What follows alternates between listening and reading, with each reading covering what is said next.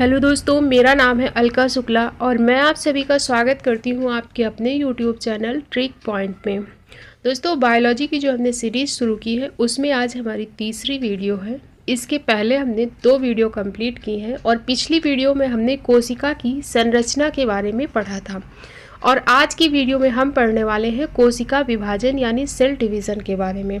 तो आप लोगों ने अगर पिछली वीडियो नहीं देखी है कोशिका की संरचना वाली, तो पहले आप लोग कोशिका की संरचना देख लें, उसके बाद ही आप कोशिका विभाजन के बारे में पढ़ें, तभी आपको समझ में आएगा कोशिका विभाजन के बारे में। ये टॉपिक थोड़ा सा कंफ्यूजिंग है, लेकिन मैं पूरी कोशिश करूँगी आपको समझाने की डायग्राम के साथ। तो पहले हम कोशिका विभाजन के बारे में डिस्कस करेंगे, फिर प्रीवियस ईयर क्वेश्चन लगाएंगे। चलिए शुरुआत करते हैं वीडियो की। सबसे पहले हम जानते हैं कोशिका विभाजन है क्या। एक कोशिका जब अपने आप को विभाजित करके बहुत सी नई कोशिका बनाती है, इसी को कोशिका विभाजन कहते हैं। एक कोशिका जब खुद को विभाजित करके बहुत सारी नई कोशिकाओं का निर्माण कर लेती है, तो इसे ही कहते हैं कोशिका विभाजन यानी सेल डिवीज़न। जैसे कि हमारा शरीर कई सारी कोशिकाओं से मिलके बना है। हमने पिछली वीडियो में भी डिस्कस किया था कि कोशिका शरीर की सबसे छोटी इकाई है। शरीर की अगर सबसे छोटी इकाई पूछा जाए क्या है, तो कोशिका है। और बहुत सारी कोशिकाओं से मिलकर के किसका निर्माण होता है? ऊतक का निर्माण होता है। और ऊतक से मिलकर के बनता है अंग, और अंग से मिलके बनता है अंगतंत्र, और अंगतंत्र से निर्माण होता है जीव का। तो जीव की सबसे छोटी इकाई है कोशिका। ठीक है, ये हमने पिछली वीडियो में डिटेल में डिस्कस कर लिया था। और जब यही कोशिका खुद को विभाजित करके कई सारी नई कोशिकाएं बनाती है, कई सारी नई कोशिकाओं का निर्माण करती है, तो उसे ही कहते हैं कोशिका विभाजन। तो आपको समझ आ गया होगा कि कोशिका क्या है और कोशिका विभाजन क्या है। जैसा कि आप इस डायग्राम में देख सकते हैं कि एक कोशिका है और ये एक कोशिका से 2 कोशिका में डिवाइड हो रही है, और इसी को कहते हैं सेल डिवीज़न। तो कोशिका विभाजन क्यों आवश्यक है ये जानते हैं। कोशिका विभाजन क्या है ये तो समझ लिया, लेकिन ये जरूरी क्यों है कोशिका विभाजन, इसके बारे में जानते हैं। तो कोशिका विभाजन वृद्धि और विकास के लिए यानी ग्रोथ एंड डेवलपमेंट और रिप्रोडक्शन प्रजनन के लिए जरूरी है। तो वृद्धि और विकास के लिए जरूरी है कोशिका विभाजन, क्योंकि शरीर की वृद्धि और विकास होगा तभी तो शरीर ग्रोथ करेगा। तो वृद्धि और विकास के लिए जरूरी है कोशिका विभाजन। और प्रजनन हमारे जन्म के लिए भी जरूरी है कोशिका विभाजन। जन्म लेने के बाद भी जरूरी है, यानी जन्म के लिए भी जरूरी है, और जब जन्म ले लेगा इंसान तो उसके जन्म के बाद भी कोशिका विभाजन जरूरी है, तभी उसकी वृद्धि होगी, उसका विकास होगा। उम्मीद है आप समझ गए होंगे कि कोशिका विभाजन क्यों आवश्यक है। अब देखते हैं कि सर्वप्रथम कोशिका विभाजन के बारे में किसने बताया, किसने जानकारी दी, किसने देखा। तो कोशिका विभाजन को सर्वप्रथम 1855 ईस्वी में विर्चाउ ने देखा। विर्चाउ ने हमें कोशिका विभाजन के बारे में बताया, और लैटिन भाषा में इनकी एक स्टेटमेंट भी है, और इस स्टेटमेंट को देकर के एग्जाम में क्वेश्चन भी बनता है। तो इस स्टेटमेंट को आप याद रखें कि ये किसका स्टेटमेंट है। इन्होंने स्टेटमेंट दिया लैटिन भाषा में कि ओमनी सेल्यूला असेल्यूला, ओमनी सेल्यूला असेल्यूला, जिसका अर्थ क्या है कि नई कोशिकाओं का निर्माण पहले से मौजूद कोशिकाओं से होता है। अर्थात जितनी कोशिकाएं हैं नई पहले से मौजूद पुरानी कोशिका से बनी हैं। तो ये है स्टेटमेंट किसका? विर्चाउ का। तो याद रखना ये स्टेटमेंट। अगर ये स्टेटमेंट देके आपसे क्वेश्चन पूछा जाता है कि ये किसका स्टेटमेंट है, किस वैज्ञानिक का, तो याद रखें ये विर्चाउ का स्टेटमेंट है। ठीक है, और जिसका हिंदी में अर्थ क्या है?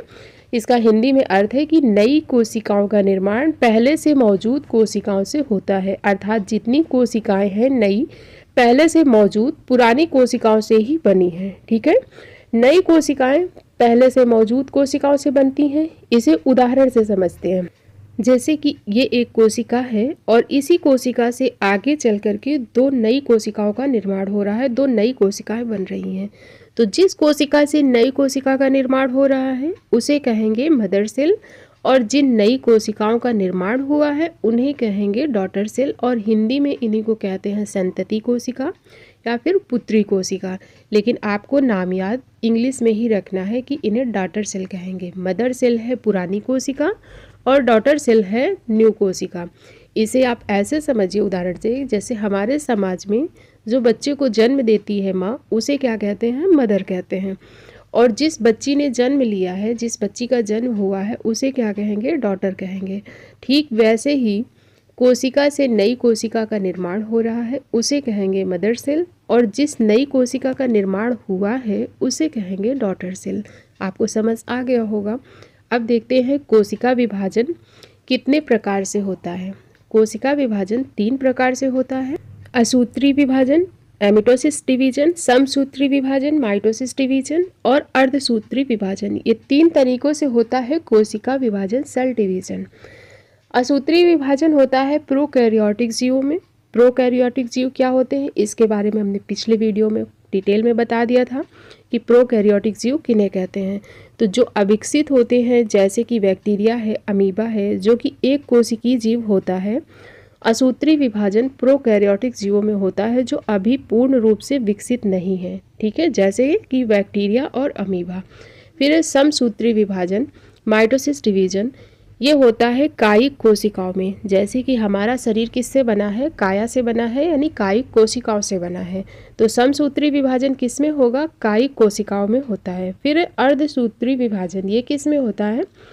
ये होता है जनन कोशिका में। जनन कोशिका यानी जीवन की उत्पत्ति करती हैं। जैसे कि मेल में कौन सी जनन कोशिका है? तो स्पर्म होता है। और फीमेल में कौन सी जनन कोशिका है? तो ओवम है, यानी अंडाणु है। और जब मेल और फीमेल जनन कोशिकाएं मिलते हैं तभी नए जीवन की उत्पत्ति होती है। तो ये तो हो गई कोशिका विभाजन कितने प्रकार से होता है। तो 3 प्रकार से, असूत्री विभाजन, सूत्री या समसूत्री विभाजन और अर्धसूत्री विभाजन। अब इन्हीं को हम एक एक करके डिटेल में पढ़ेंगे। तो सबसे पहले हम देखते हैं असूत्री विभाजन। असूत्री विभाजन, यह विभाजन अविकसित कोशिकाओं में होता है, जैसे कि नील हरित शैवाल है, अमीबा है, प्रोटोजोआ है, ठीक है। जो अविकसित जीव होते हैं अर्थात प्रोकैरियोटिक जीव। प्रोकैरियोटिक जीव कौन से होते हैं? जो अविकसित होते हैं, अर्धविकसित होते हैं, उन्हें कहते हैं प्रोकैरियोटिक जीव। और प्रोकैरियोटिक जीव में होता है असूत्री विभाजन। असूत्री विभाजन होता कैसे है? तो इसमें केंद्रक पहले लंबा हो जाता है, फिर सीधा हो जाएगा और 2 भागों में विभाजित होकर के अलग हो जाएगा। प्रत्येक भाग में एक संतति केंद्रक पहुंचता है। केंद्रक क्या है? हमने पिछली वीडियो में जान लिया था कि कोशिका का दिमाग होता है केंद्रक। पिछले वीडियो में हमने कोशिका के जितने भी अंग हैं सभी के बारे में डिटेल में बात कर ली थी, डिस्कस कर लिया था। उसी में से केंद्रक भी एक कोशिका का ही अंग है। जैसा कि आप डायग्राम में देख सकते हैं कि एक कोशिका आगे बढ़ना शुरू कर देती है और 2 कोशिका में विभाजित हो जाती है। इसे ही कहते हैं असूत्री विभाजन। इसमें कोशिका डायरेक्ट 2 भागों में विभाजित हो जाती है और यह विभाजन अविकसित कोशिका में देखने को मिलता है। यह विभाजन अविकसित कोशिका में देखने को मिलता है। यहाँ तक समझ आ गया होगा आपको। अब आगे चलते हैं। समसूत्री विभाजन और अर्धसूत्री विभाजन है आगे। यह ज़्यादा इम्पॉर्टेंट है, यहाँ से ज़्यादा क्वेश्चन बनते हैं, तो आप लोग इसे ध्यान से समझें। समसूत्री विभाजन, समसूत्री विभाजन की प्रक्रिया को सबसे पहले किसने देखा था? तो समसूत्री विभाजन की प्रक्रिया को जंतु कोशिका में सबसे पहले जर्मनी के वैज्ञानिक हैं जिनका नाम है वाल्थेर फ्लेमिंग। इन्होंने देखा था 1879 में। तब उन्होंने नाम इसे नहीं दिया था। 1879 में जब इन्होंने देखा तो इसे नाम नहीं दिया था इस प्रक्रिया को। उन्होंने 1882 में यानी 1882 ईस्वी में इस प्रक्रिया को माइटोसिस नाम दिया। माइटोसिस, जिसका हिंदी में अर्थ है समसूत्री विभाजन। और समसूत्री विभाजन होता है कायिक कोशिका में। तो यह विभाजन कायिक कोशिका यानी कि सोमैटिक सेल में होता है। जो हमारा शरीर है, काया है, यह कायिक कोशिका से बनी है। समसूत्री विभाजन का कार्य करता है। कार्य क्या करेगा? यह घाव भरने का कार्य करता है, कटे फटे अंगों की मरम्मत करता है। जैसे कि हमारे शरीर में अगर कहीं चोट लग गई है, कोई कोशिका मर गई है, तो आसपास की कोशिकाएं फिर से नई कोशिका का निर्माण कर देंगी और इसे ही कहेंगे कायिक कोशिका। और हमारा शरीर कायिक कोशिका से ही मिलकर बना है। तो हमारे शरीर में चोट लगे, घाव हो तो क्या होगा? धीरे धीरे जख्म भर जाता है। तो वो इसीलिए भरने लगता है क्योंकि कोशिका जो मर चुकी हैं वो नई कोशिकाओं का, आसपास की जो कोशिकाएं हैं वो नई कोशिकाओं का निर्माण कर लेती हैं और जख्म भर जाता है और वो जगह पहले जैसी हो जाती है। और इस प्रक्रिया में मातृ कोशिका यानी मदर सेल से 2 पुत्री कोशिका का निर्माण होता है और प्रत्येक डॉटर सेल में गुणसूत्रों की संख्या मातृ कोशिका में उपस्थित गुणसूत्रों की संख्या के बराबर होती है। तो गुणसूत्र क्या है, आपको पता ही होगा कि मानव कोशिका में 23 जोड़ी गुणसूत्र होते हैं, अर्थात 46 गुणसूत्र पाए जाते हैं, जिनका कार्य क्या होता है, ये आनुवांशिक सूचनाएं एक पीढ़ी से दूसरी पीढ़ी में संचालित करते हैं। जैसे कि मनुष्य के आपने देख के बता दिया कि ये जानवर है और ये मनुष्य है। तो कैसे बता दिया, तो जानवर के शरीर की बनावट अलग है, मनुष्य के शरीर की बनावट अलग है। जानवर में 4 पैर है, मनुष्य में 2 पैर है, जानवर के पास पूंछ है। तो जब जीव का निर्माण होता है तो उसे कैसे पता होता है कि जानवर में 4 पैरों को निर्माण करना है और मनुष्य में 2 पैर का, और मनुष्य में पूंछ का निर्माण नहीं करना है। तो कैसे पता होता है, तो इसका पता चलता है गुणसूत्रों से ही। ये आनुवांशिक होते हैं, आनुवांशिक सूचनाएं एक पीढ़ी से दूसरी पीढ़ी में ये संचालित करते हैं। ठीक है, तो ये हो गया गुणसूत्र। तो जो मदर सेल से डॉटर सेल का निर्माण हो रहा है उसमें समान गुणसूत्र होंगे, इसीलिए इसे समसूत्री विभाजन कहते हैं। समान का अर्थ ही होता है सम, तो समसूत्री विभाजन इसीलिए कहते हैं। अब हम ये तो समझ लिए कि समसूत्री विभाजन क्या है, अब देखते हैं कि ये होता कैसे है। समसूत्री विभाजन 2 अवस्थाओं में पूरा होता है, 2 चरणों में पूरा होता है। कौन कौन से चरण हैं, पहला है अंतरा अवस्था यानी इंटरफेस, और दूसरा है सूत्री अवस्था यानी माइटोसिस फेस। अंतरा अवस्था, इसमें कोशिका विभाजन की तैयारी होती है और ये सबसे बड़ी अवस्था है। तो तैयारी में ही सबसे ज़्यादा समय लगता है, 95% समय लग जाता है इंटरफेस में। जो कोशिका विभाजन हो रहा है उसमें जो समसूत्री विभाजन के अंतर्गत इंटरफेस अवस्था में सबसे ज़्यादा समय लगता है। यहाँ पर कोशिका विभाजन की तैयारी की जाती है। तो आपको भी पता है कि घर में अगर कोई फंक्शन हो, किसी की शादी हो, कुछ भी हो, पार्टी हो, तो सबसे ज़्यादा समय किस में लगता है, तैयारी करने में सबसे ज़्यादा समय लगता है। तो ठीक उसी प्रकार से कोशिका विभाजन की तैयारी करने में सबसे ज़्यादा समय लगता है, सबसे ज़्यादा टाइम इसी में लगेगा इंटरफेस में, और कितना 95% टाइम लग जाता है। फिर है सूत्री अवस्था यानी माइटोसिस फेज।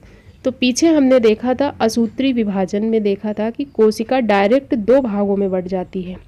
कोशिका असूत्री विभाजन में हमने क्या देखा था कि कोशिका डायरेक्ट 2 भागों में बट गई, लेकिन इसमें ऐसा नहीं होगा। इसमें पहले केंद्रक का विभाजन होगा और फिर कोशिका का विभाजन होगा, यानी 2 फेज में। ठीक है, तो अब तैयारी हो चुकी है, तैयारी जब हो जाएगी तो अब क्या होगा, कोशिका का विभाजन होगा। तो जो सेकंड स्टेप है इसे देखते हैं। तो सेकेंड स्टेप है सूत्री अवस्था माइटोसिस फेज। इंटरफेस में हमने क्या देखा, कोशिका विभाजन की तैयारी हो रही है जिसमें सबसे ज़्यादा समय लग रहा है, और कोशिका विभाजन की तैयारी में समय लग रहा है 95%। जो भी कोशिका विभाजन करने टाइम लगेगा उसका 95% टाइम इंटरफेस में लग रहा है। इसके बाद है सूत्री अवस्था माइटोसिस फेज, और माइटोसिस फेज में पहले क्या होगा, केंद्रक विभाजन होगा और बाद में होगा कोशिका विभाजन। पहले क्या होगा, केंद्रक विभाजन, जिसे कहते हैं कैरियोकाइनेसिस। कैरियो का अर्थ है केंद्रक और काइनेसिस का अर्थ है विभाजन, तो केंद्रक का विभाजन ही कहलाता है कैरियोकाइनेसिस। और बाद में होगा कोशिका विभाजन, जिसे कहते हैं साइटोकाइनेसिस। साइटो का अर्थ है कोशिका और काइनेसिस का अर्थ है विभाजन, यानी कोशिका का विभाजन ही कहलाता है साइटोकाइनेसिस। ठीक है, तो देखो हमने समसूत्री विभाजन की 2 अवस्थाएं देखी। पहले अंतरावस्था जिसमें कोशिका विभाजन की तैयारी होगी, फिर सेकंड स्टेप में कोशिका विभाजन होगा, और ये 2 चरणों में होगा। पहले केंद्रक विभाजित होगा, फिर कोशिका विभाजित होगी। तो केंद्रक विभाजन कैसे होगा आगे देखेंगे। 4 चरणों में केंद्रक का विभाजन होता है, इसे आगे देखेंगे। कौन कौन से फेज हैं, प्रोफेज, मेटाफेज, एनाफेज और टेलोफेज। अब हम केंद्रक विभाजन क्या है समझते हैं डायग्राम के साथ। केंद्रक का विभाजन, पहले केंद्रक का विभाजन होगा, वो भी 4 स्टेप में। ये 4 स्टेप हम आगे पढ़ेंगे, तो आप ये समझ लीजिए अभी कि 4 स्टेप में जो केंद्रक का विभाजन होना है वो हो चुका है। ठीक है, वो कंप्लीट हो गया है 4 चरण। तो केंद्रक विभाजन होगा, डायग्राम में देखें आप कि ये कोशिका के अंदर केंद्रक है, और 4 चरण कंप्लीट होने पर 2 केंद्रक हो गए। कोशिका के अंदर जो एक केंद्रक था, ये 4 चरण कंप्लीट होने के बाद केंद्रक 2 हो जाएंगे। ठीक है, एक ही कोशिका में 2 केंद्रक बन चुके हैं। फिर अगला स्टेप होगा, अगला चरण होगा कोशिका विभाजन। जब एक कोशिका में 2 केंद्रक का निर्माण हो चुका है, अब होगा कोशिका विभाजन। तो पहले केंद्रक का विभाजन हो चुका है, अब होगा कोशिका विभाजन। और कोशिका विभाजन में क्या होगा कि इसमें जो केंद्रक 2 केंद्रक बन गए हैं, अब ये 2 कोशिकाओं में विभाजित हो जाएंगे, अर्थात 2 कोशिकाएं बन जाएंगी, और जो नई 2 कोशिकाएं बनेंगी इन्हें कहेंगे डॉटर सेल। तो समसूत्री विभाजन की यही प्रक्रिया है, पहले 4 स्टेप से गुजरना पड़ेगा, फिर एक ही कोशिका में क्या होगा, 2 केंद्रक का निर्माण हो जाएगा और इसके बाद फिर 2 कोशिकाओं का निर्माण हो जाएगा। तो समसूत्री विभाजन की प्रक्रिया उम्मीद है आपको समझ आ गई होगी। अब हम केंद्रक का विभाजन जो 4 स्टेप से गुजर रहा था, 4 चरणों से, उसे समझते हैं कि वो 4 चरण कौन से हैं। इनमें सबसे पहला स्टेप है पूर्वा अवस्था, जिसे इंग्लिश में कहते हैं प्रोफेस। कोशिका की वास्तविक विभाजन की शुरुआत इसी फेस में होती है। इसमें क्रोमोसोम झुंड में दिखाई देते हैं। क्रोमोसोम क्या है, अर्थात गुणसूत्र। आप इस डायग्राम में देखिए, देख सकते हैं कि क्रोमोसोम झुंड में दिख रहे हैं और इन्हें काउंट नहीं किया जा सकता, इन्हें गिना नहीं जा सकता है। तो इस अवस्था में क्रोमोसोम को गिना नहीं जा सकता है और इसमें तारककाय यानी सेंट्रोसोम दोनों ध्रुवों की ओर जाने लगते हैं। तो ये तारककाय क्या है, इसे हमने कोशिका के अंग वाले वीडियो में यानी पिछले वीडियो में पढ़ लिया था कि कोशिका के कौन कौन से अंग हैं, और कोशिका के अंग का ही भाग है तारककाय। तो हमने डिटेल में समझ लिया था पिछले वीडियो में। अगर आपने उसे नहीं देखा है तो पहले कोशिका वाला वीडियो देख लीजिए, उसके बाद ही आपको कोशिका विभाजन समझ में आएगा। ठीक है, तो ये है तारककाय, और तारककाय ध्रुवों की ओर जाने लगते हैं, अर्थात अपोजिट पोल की ओर जाने लगते हैं। जैसा कि आपने जियोग्राफी में पढ़ा होगा पृथ्वी के बारे में, नॉर्थ पोल और साउथ पोल, वैसे ही कोशिका के ऊपरी भाग जो है इसे नॉर्थ पोल, और ये जो नीचे का भाग है इसे साउथ पोल कहेंगे। तो पहले फेज में क्या हो रहा है, तारककाय ध्रुवों की ओर बढ़ने लगते हैं। और ये ध्रुवों की ओर बढ़ क्यों रहे हैं, तो इसे हम अगले स्टेप में समझते हैं। अगला स्टेप है हमारा क्या, मेटाफेज। मेटाफेज में देखते हैं, इस अवस्था में क्रोमोसोम मध्य में एक लाइन में व्यवस्थित हो जाते हैं। प्रोफेज में हमने क्या देखा कि क्रोमोसोम झुंड में थे, जिन्हें कि काउंट में नहीं किया जा सकता था। पहले स्टेप में क्या था, क्रोमोसोम झुंड में थे, उन्हें गिना नहीं जा सकता था। और दूसरे फेज यानी मेटा फेज में गुणसूत्र एक लाइन में खड़े हो गए। ठीक है, जैसे कि आप ऐसे समझो कि कोई भीड़ है, झुंड लगाए लोग खड़े हैं। अगर आपको बोला जाए कि आप काउंट करके आइए कितने लोग हैं, गिन के आइए, तो आप काउंट नहीं कर पाएंगे। क्या करेंगे, उन्हें पहले लाइन में खड़ा करेंगे, फिर आसानी से उन्हें काउंट कर लेंगे। ठीक वैसे ही यहाँ समझिए कि पहले स्टेप में यानी प्रोफेज में क्रोमोसोम झुंड में थे, जिन्हें काउंट नहीं किया जा सकता था, गिना नहीं जा सकता था। फिर दूसरा स्टेप आया मेटाफेज। तो मेटाफेज में क्या हो रहा है कि जो भी क्रोमोसोम है ये एक लाइन में आ गए, अब इन्हें आसानी से गिना जा सकता है। तो इस अवस्था में क्रोमोसोम को आसानी से गिना जा सकता है तथा अध्ययन की दृष्टि से ये सबसे महत्वपूर्ण अवस्था है।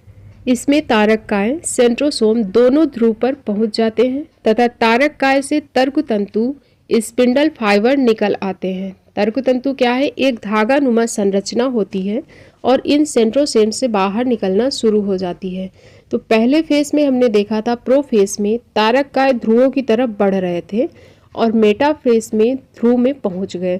तो जो धागा नुमा संरचना निकल आती है, इनमें ये गुणसूत्रों को अपनी ओर पकड़ करके खींचने लगेंगे। ठीक है, डायग्राम आप देख सकते हैं, देखते चलिए डायग्राम को साथ साथ कि अब ये खींचने में कामयाबी इनको मिलेगी या नहीं मिलेगी, ये हमें अगले स्टेप में पता चलेगा।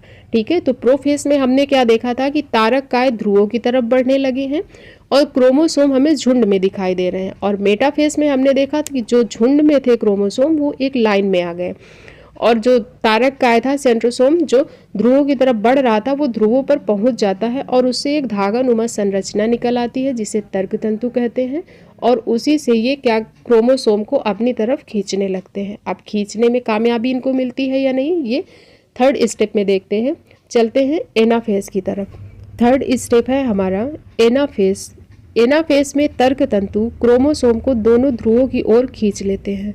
मेटाफेज में ये तंतु क्रोमोसोम को खींच रहे थे और इन्हें कामयाबी मिली है आकर के एनाफेज में, और यह कोशिका विभाजन की सबसे छोटी अवस्था होती है। तो अगर आपसे क्वेश्चन पूछा जाता है तो इसे याद रखें कि कोशिका विभाजन की सबसे छोटी अवस्था है एनाफेज। इसके बाद हमारा आखिरी चरण, चौथा चरण कौन सा है, टेलोफेज है। टेलोफेज में गुणसूत्र विपरीत ध्रुवों की ओर एकत्रित हो जाते हैं। गुणसूत्र समूह के चारों तरफ केंद्रक झिल्ली का निर्माण हो जाता है। एक कोशिका के अंदर 2 केंद्रक का निर्माण हो जाता है। तो कोशिका विभाजन का फर्स्ट स्टेप यहाँ कंप्लीट होता है। हमने कोशिका विभाजन के 2 स्टेप पढ़े थे, केंद्रक का विभाजन और उसके पश्चात कोशिका का विभाजन। तो केंद्रक का विभाजन होना था 4 स्टेप में और वो चारों स्टेप हमने कंप्लीट कर लिए हैं। अब हम देखते हैं कोशिका विभाजन। कोशिका विभाजन यह समसूत्री विभाजन की सबसे अंतिम अवस्था है। इस अवस्था में कोशिका द्रव्य 2 भागों में विभाजित हो जाता है, अर्थात एक कोशिका से 2 कोशिकाओं का निर्माण हो जाता है। डायग्राम देखें, एक कोशिका में ये 2 केंद्रक हैं और एक कोशिका से 2 कोशिका का निर्माण हो रहा है। इसे ही कहते हैं समसूत्री विभाजन। तो हमने असूत्री विभाजन और समसूत्री विभाजन दोनों कंप्लीट कर लिया है, पढ़ लिया है। अब है हमारा नेक्स्ट अर्धसूत्री विभाजन। तो हम देखते हैं अर्धसूत्री विभाजन। अर्धसूत्री विभाजन फार्मर तथा मुरे ने 1905 में कोशिकाओं में अर्धसूत्री विभाजन को मायोसिस नाम दिया। अर्धसूत्री विभाजन की खोज सर्वप्रथम वीजमैन ने की थी, लेकिन इसका सर्वप्रथम विस्तृत और अध्ययन स्ट्रासबर्गर ने 1888 में किया। तो अगर नाम देने की बात पूछे तो फार्मर तथा मुरे ने नाम दिया था अर्धसूत्री विभाजन और 1905 ईस्वी में। और अगर खोज की बात करें तो वीजमैन ने की थी, लेकिन इसका सर्वप्रथम विस्तृत अध्ययन किसने किया था? तो स्ट्रासबर्गर ने 1888 ईस्वी में किया था। यह विभाजन केवल जनन कोशिका स्पर्म एंड ओवम में होता है। इसमें पुत्री कोशिका यानी डॉटर सेल में गुणसूत्रों की संख्या मात्र कोशिका मदर सेल में उपस्थित गुणसूत्रों की संख्या की आधी होती है। इसमें विभाजन की क्रिया 2 बार होती है, जिसके फलस्वरूप 4 पुत्री कोशिकाओं का निर्माण होता है। समसूत्री विभाजन में हमने विभाजन 1 बार देखा था, इसमें 2 बार विभाजन होगा, जिसके फलस्वरूप 4 पुत्री कोशिका यानी 4 डॉटर सेल का निर्माण होता है। समसूत्री विभाजन में 1 कोशिका से 2 कोशिकाओं का निर्माण हो रहा था, लेकिन अर्धसूत्री में 1 कोशिका से 4 कोशिका का निर्माण होता है। डायग्राम में देखें और समझें। मदर सेल है और मदर सेल के पास 46 गुणसूत्र हैं, तो डॉटर सेल के पास 23 ही जाएंगे। समसूत्री विभाजन में हमने देखा था कि मदर सेल से डॉटर सेल में 46 गुणसूत्र गए थे, लेकिन इसमें 23 जाएंगे और यह प्रक्रिया 2 चरणों में पूरी होती है, M1 फेज और M2 फेज। M1 फेज क्या है, आइए समझते हैं। तो अर्धसूत्री विभाजन की 2 प्रक्रिया हैं, कौन सी? अर्धसूत्री 1 और अर्धसूत्री 2 यानी M1 फेज और M2 फेज। इसमें भी वही 4 फेज है, जैसा कि हमने समसूत्री विभाजन में पढ़ा था कि केंद्रक विभाजन के 4 स्टेप थे, तो इसमें भी वही 4 स्टेप हैं, लेकिन इनके आगे 1 लगा दिया गया है। प्रोफेज 1, मेटाफेज 1, एनाफेज 1 और टेलोफेज 1। तो ये फेज सेम समसूत्री विभाजन की प्रक्रिया के जैसे हैं, सिर्फ प्रोफेज 1 जो है इसमें ये थोड़ा सा अलग है, तो इसे हम डिटेल में अभी कवर करेंगे। ये प्रक्रिया हो गई M1 की। M1 का मतलब है मायोसिस 1। इसमें भी वही 4 फेज हमने देख लिए कि प्रोफेज, मेटाफेज, एनाफेज और टेलोफेज। इनके फेज के आगे 1 लगा दिया गया, ठीक है। अब है M2 यानी मायोसिस 2 प्रक्रिया क्या है? तो समसूत्री कोशिका विभाजन के समान ही इसमें भी होता है, जिसमें एक जनन कोशिका का 4 पुत्री कोशिकाओं में निर्माण होता है। समसूत्री विभाजन में हमने क्या देखा था कि जब केंद्रक का विभाजन हो जाता है, एक कोशिका में 2 केंद्रक बन गए थे, उसके पश्चात एक कोशिका से 2 कोशिकाओं का निर्माण हो गया था, लेकिन इसमें एक कोशिका से 4 कोशिका का निर्माण होगा, ये अंतर है। और इसमें क्वेश्चन प्रोफेज से ज़्यादा पूछे जाते हैं, क्योंकि सबसे बड़ी अवस्था है प्रोफेज। तो इसे पढ़ते हैं डिटेल के साथ। जो प्रोफेज है इसमें 5 स्टेप होते हैं, इसे 5 स्टेप से होकर के गुजरना पड़ता है। इसके 5 स्टेप हैं लेप्टोटिन, जाइगोटिन, पैकेटिन, डिप्लोटिन और डाइकाइनेसिस। नाम आप याद रखें, ये टॉपिक थोड़ा सा कंफ्यूजिंग है, लेकिन ध्यान से अगर आप समझेंगे तो समझ आ जाएगा। पहले हम देखते हैं लेप्टोटिन को।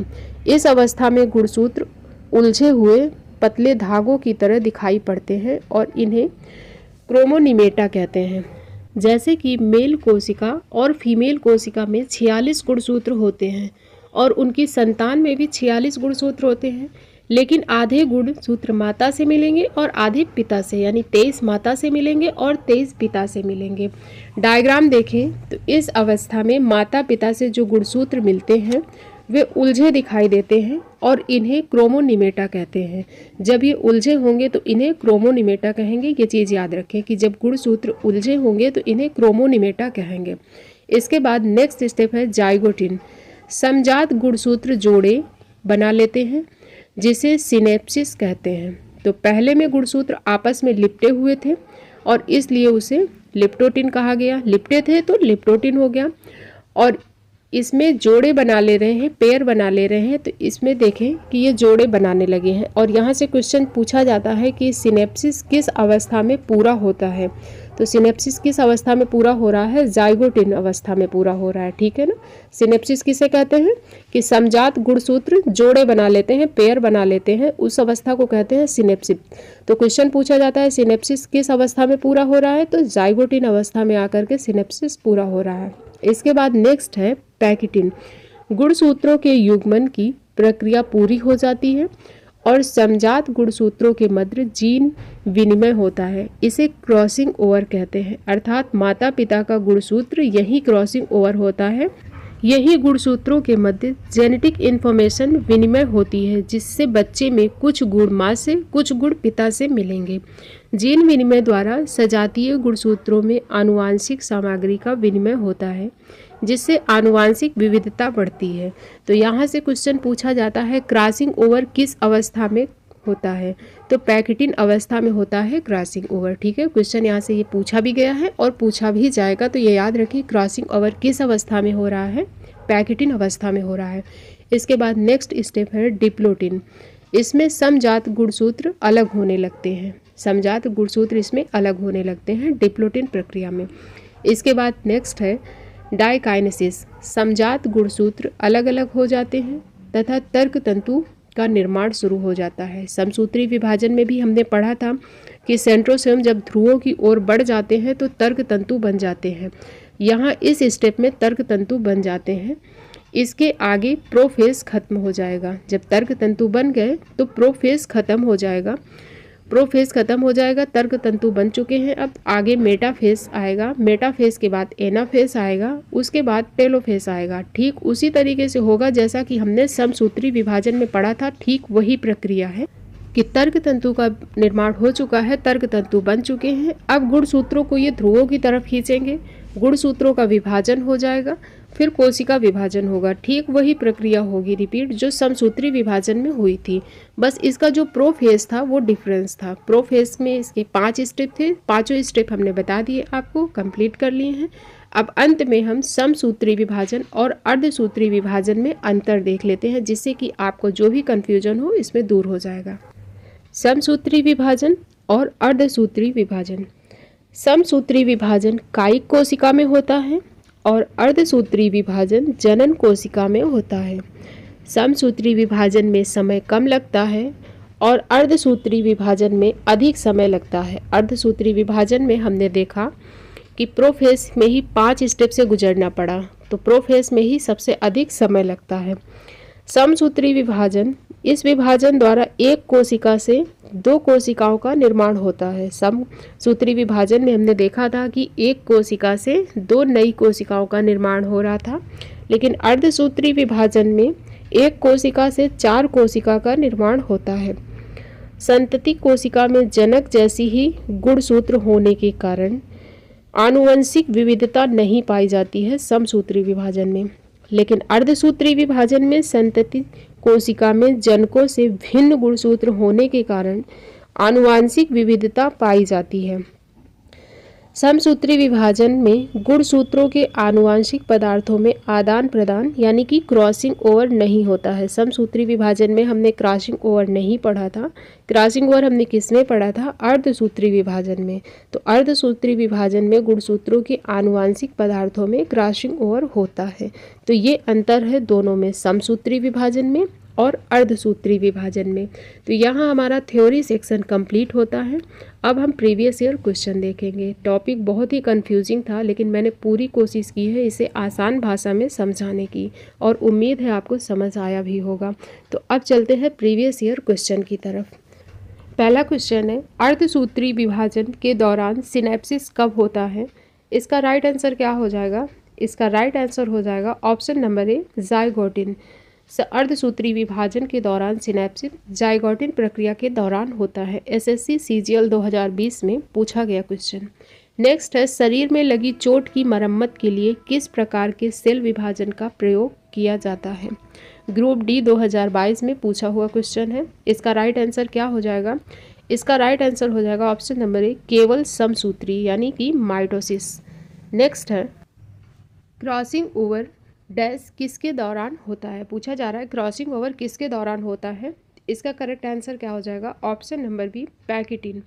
क्रॉसिंग ओवर पैकेटिन अवस्था के दौरान होता है। नेक्स्ट है गुणसूत्र किसके दौरान अलग होते हैं? इसका राइट आंसर क्या हो जाएगा? इसका राइट आंसर हो जाएगा ऑप्शन नंबर बी, एनाफेज।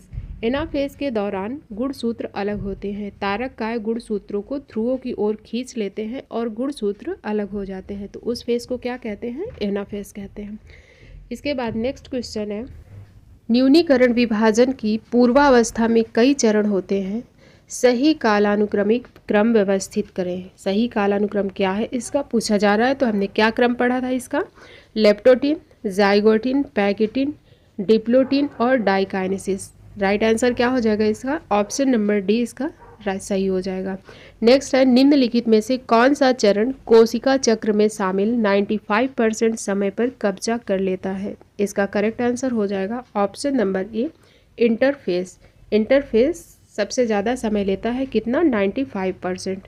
इसके बाद नेक्स्ट क्वेश्चन है अर्धसूत्री विभाजन के फलस्वरूप मातृ कोशिका में से कितनी पुत्री कोशिकाओं का निर्माण होता है? इसका राइट आंसर हो जाएगा ऑप्शन नंबर सी, 4। अर्धसूत्री विभाजन में मातृ कोशिका से 4 पुत्री कोशिकाओं का निर्माण होता है, तो करेक्ट आंसर हो जाएगा ऑप्शन सी। नेक्स्ट है समसूत्री विभाजन के फलस्वरूप मातृ कोशिका से कितनी पुत्री कोशिकाओं का निर्माण होता है?